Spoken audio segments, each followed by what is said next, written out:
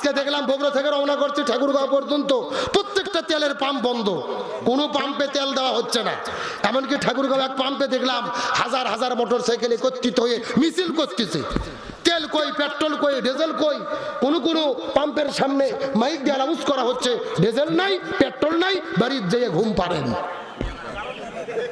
150 টাকা litre petrol diesel লেগে গেছে 350, কোথাও বিক্রি হচ্ছে 500। 200 টাকার ভোট বিক্রি করছেন, 500 টাকাতে পেট্রোল কেনেন। কথা কন না কা 200 টাকা তা ভুল বললাম রে। আমাদের এলাকায় কোথাও কোথাও 5 টাকার চাতে ভোট বিক্রি হয়েছে, 2 টাকার ভেরির টান দিয়ে ভোট বিক্রি হয়েছে। এটা হলো বাংলাদেশের মানুষের স্বভাব। এমপি মন্ত্রী দোষ দিয়ে লাভ নাই। আমরা যেরকম চা খাকো, বিড়ি খাকো, 200 টাকা খাকো, ওই রকম এখন ফাটাবে, রেডি হন। আল্লাহর কোরআন বলেছে জাহারুল ফাসাদ ফিল বাররি ওয়াল বাহরি বিমা কাসাবাত আইদিন নাস। জলে এবং স্থলে যত বিপর্যয় ঘটে সব হলো মানুষের 2 হাতের কামাই। 2 হাতের কি? মন্ত্রী বলতেছে তেলের কোনো সংকট নাই। তারা সরকারকে বলে সংকট যদি নাই থাকে র্যাব পুলিশ বিজেপি নামান, পামালা করে দড়িতে বাঁধেন, নাহলে জেলের মধ্যে ঢুকান। যদি তেল ধুয়ে না দেয় অপরাধ করছে পাম্প মালিকেরা। আর যদি তেল সত্যি না থাকে তাহলে সরকার ব্যর্থ হয়েছে, তেল আনার চেষ্টা করতে হবে, বিরোধিতার জন্য না।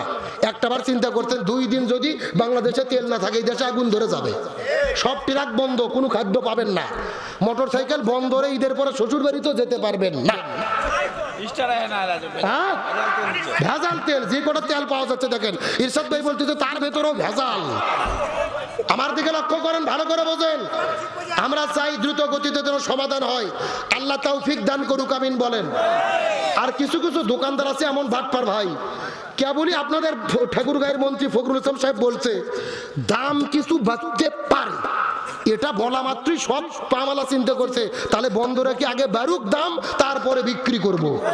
এটা হলো কৃত্রিম সংকট। কৃত্রিম সংকট মানে মাল ঠিকই আছে, সাপ্লাই দিচ্ছে না, বেশি টাকায় বিক্রি করবে। একটা হাদিস বলি, রাসূল বলেছেন যারা পণ্য দ্রব্য আটকায় রাখে, জনগণকে কষ্ট দেয়, মাল বিক্রি করে না, এদের জন্য আসমানের ফেরেশতা এমনকি সাগরের মাছ পর্যন্ত এদের বিরুদ্ধে বদদোয়া করে। জোরে বলেন নাউজুবিল্লাহ।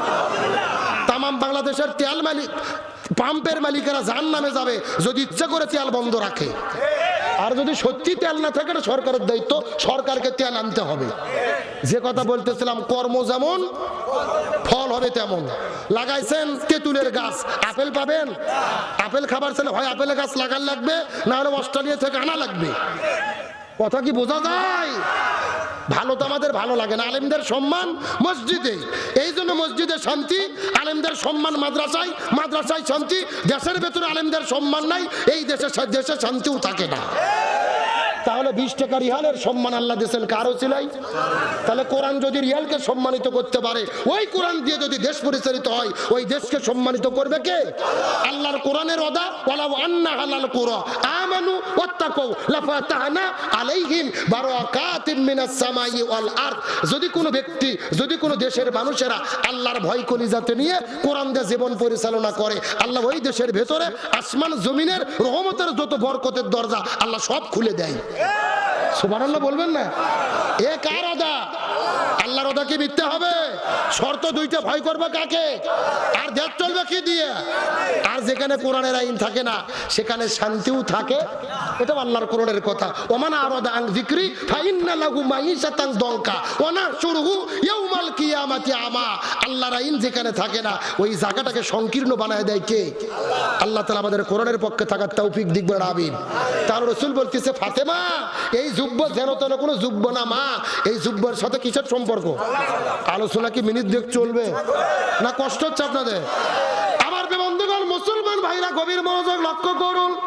কোনো দিকে নজর নাই, কোনো দিকে তাকাতাকি নাই। শেষ কথাগুলো ভালো করে বোঝার চেষ্টা করবেন। রাসূল ডাকতে বলে ফাতেমা রে, এই রিয়াল কোন যেন এই জুব্বা যেন তেন কোনো জুব্বা নয়, এই জুব্বার সঙ্গে আছে আমার আল্লাহর কোরআনের সম্পর্ক।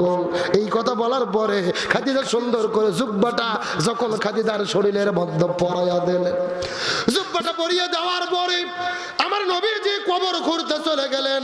আস্তে করে কবর খুঁড়তে খুঁড়তে যখন কবর করা শেষ হয়ে গেল, নবী কবরের ভেতরে জুব্বাটা খুলে নিজে নিজেই কবরের মধ্যে শুয়ে পড়লেন। নবী কবরের মধ্যে গড়াগড়ি দেওয়া শুরু করলেন। নবী কবরের ভেতরে কিছুক্ষণ গড়াগড়ি করার পরে কবর থেকে নবী উঠে গেলেন। সাহাবীদেরকে নিয়ে খাদিজার জন্য ছোট্ট করে জানাজা হয়ে গেল। ওই জানাজাটা শেষ করার পরে নবীজি খাদিজার লাশটা কবরে দাফন করে দিলেন।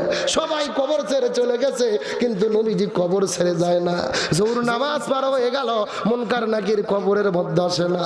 আসর পার হয়ে গেল, মুনকার নাকির কবরের মধ্যে আসে না। মাগরিব পার হয়ে যায়, মুনকার নাকির কবরের মধ্যে আসে না।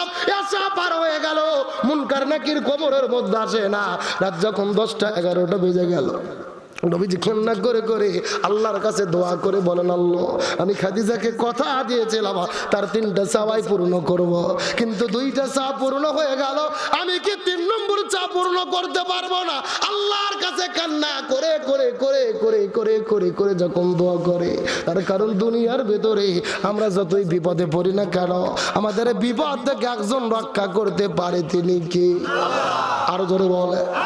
নবীজির জীবনের অনেকগুলো কথা মনে পড়ে গেলেন, আল্লাহর কাছে ফরিয়াদ করে বলেন, আল্লাহ আমি সর্বপ্রথম যখন আমার উপরে গাড়ি ঘিরার মধ্যে ওহী অবতীর্ণ হয়েছিল, আমি দিনের দাওয়াত দিয়েছিলাম, এই দুনিয়ার কেউ কিন্তু সর্বপ্রথম কালেমা পড়ে মুসলমান হয় নাই। এই খাদিজা সর্বপ্রথম আমার দাওয়াতটা গ্রহণ করে মুসলমান হয়েছিল। একদিন আমার নবীজি খাদিজার কাছে যাবার পরে ডাকতে বলে, খাদিজা আল্লাহর পক্ষ থেকে জিবরাইল আসার পরে বলেছে, ইয়া রাসূলুল্লাহ খাদিজার জন্য 2টা সুসংবাদ আছে। তার প্রথম নম্বর সুসংবাদ হলো আল্লাহ তাআলা জানাই দিয়েছে আপনার বিবি খাদিজা এই দুনিয়ার ভেতরে সর্বপ্রথম কালেমা পড়ে মুসলমান হয়েছে, তার যত সম্পদ ছিল আল্লাহ রাস্তায় ব্যয় করে দিয়েছে রে। আল্লাহ খাদিজার উপরে এত বেশি রাজি খুশি হয়ে গেছে, আল্লাহ সরাসরি আরশে আজিম থেকে এই খাদিজাকে আল্লাহ তাআলা সালাম জানায়া দিয়েছে। লিল্লাহি তাকবীর। এই দুনিয়াতে একজন মহিলাকে আল্লাহ তাআলা সরাসরি সালাম দিয়েছে, তার নাম কি? খাদিজা। জিবরাইল বলে, ইয়া রাসূলুল্লাহ খাদিজার জন্য 2 নম্বর সুসংবাদ হলো আল্লাহ শুধু সালাম জানায় নাই, আল্লাহ খাদিজাকে জান্নাতের সার্টিফিকেট দিয়েছে, জান্নাত হিসেবে ঘোষণা করেছে। এই কথা বলে নবী আল্লাহর কাছে দোয়া করে, আল্লাহ এই খাদিজার মুনকার নাকির কি কবরের মধ্যে আসবে না? এই রকম কান্না করে করে সিজদায় গিয়ে যখন হাউমাউ করে কান্না করে করে দোয়া করে, আল্লাহর পক্ষ থেকে জিবরাইল আসার পরে বলে, ইয়া রাসূলুল্লাহ আপনি খাদিজার জন্য কান্না করবেন না, হলডিল হবেন না, টেনশন করবেন না। আল্লাহ জানাই দিল এই খাদিজা দুনিয়ার ভিতরে সর্বপ্রথম কালেমা পড়ে মুসলমান হয়েছে, তার যত সম্পদ ছিল মুসলমানদের জন্য ব্যয় করে দিয়েছে। আল্লাহ খাদিজার উপরে এত বেশি রাজি খুশি হয়ে গেছে, আল্লাহ তাআলা কবরের ভেতরে খাদিজার পক্ষ থেকে আল্লাহ নিজেই 3টা প্রশ্নের জবাব দিয়েছে।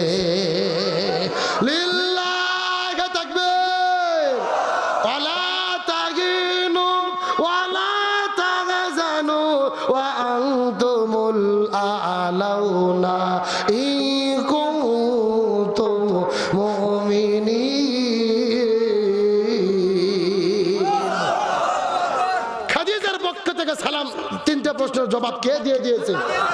এই খাদিজার এত সম্মান আল্লাহ কেন দিলেন? খাদিজার সম্পর্কে কিসের সম্পর্ক? খাদিজার সাথে কিসের সম্পর্ক? আলোচনা শুরু করেছিলাম রমজানের প্রধানত শিক্ষা কয়টা? শেষ কথা শুনুন, কেউ যাবেন না, মোনাজাত করে একসাথে যাবো। কয়টা?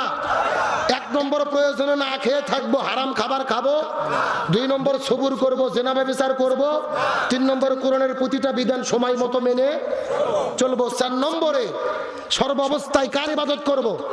আরো জোরে বলেন। 5 নম্বর আল্লাহ ছাড়া কাউকে ভয় করব। আর 6 নম্বর সম্পর্ক রাখবো কার সাথে? আরো জোরে বলেন। এই 6টা শিক্ষা ব্যক্তি জীবন গ্রহণ করে মৃত্যু পর্যন্ত আমরা কি চলতে পারবো? আজকের আলোচনা থেকে এই 6টা শিক্ষা আমাদের জীবনে কি গ্রহণ করতে পারবো? কারা কারা পারবেন কষ্ট করে রাখবার হাত তুলে দেখান। লিল্লাহি তাকবীর। বলেন ইয়া রাব্বুল আলামিন। আজকের মাহফিলকে আপনি কবুল করেন। আজকের আলোচনা থেকে রমজানে ছয়টি শিক্ষা মেনে চলার তৌফিক দেন। সবাই বলেন আমিন। তাহলে আজকের আলোচনার মূল কথা রমজানের 6 শিক্ষা। কোরআন পড়বো, কোরআন বুঝবো, কোরআন দিয়ে জীবন গড়বো ইনশাআল্লাহ। আমাদের কাজ হলো এই জমিনে কোরআন বিজয়ের চেষ্টা করা। যারা বলেন কি করা, শেষ কথা মনোযোগ দেন, কি করা? এই দেশে কোরআন বিজয় হলো কি হলো না, কোরআন দিয়ে দেশ চললো কি চললো না, ওই দায়িত্ব আল্লাহর। আমাদের দায়িত্ব হলো চেষ্টা করা।